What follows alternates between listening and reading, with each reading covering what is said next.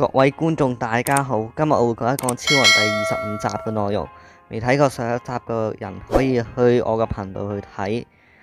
第一組對戰嘅組合就係咁樣，第二組對戰組合就係咁樣，第三組對戰組合就係咁樣。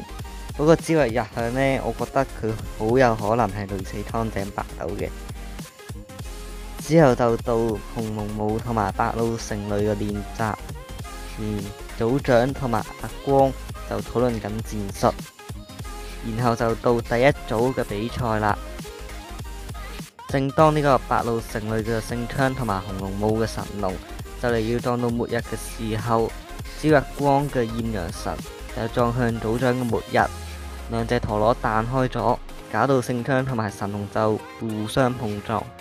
但係聖槍嘅金屬龍同埋神龍嘅覺醒刀刃撞擊嗰陣時，令到神龍嘅攻擊環嘅刀刃覺醒咗。之後神龍就不斷碰撞末日。當豔陽神想去幫末日嘅時候，呢個時候聖槍就去阻止豔陽神嘅行動。於是末日用龍捲風撞開咗神龍，而豔陽神就同聖槍擦身而過。然後豔陽神同埋末日利用火山口加速衝向對手，組長阿光等人都表現得士氣高昂。三隻陀螺撞埋一齊，結果末日就被撞散啦。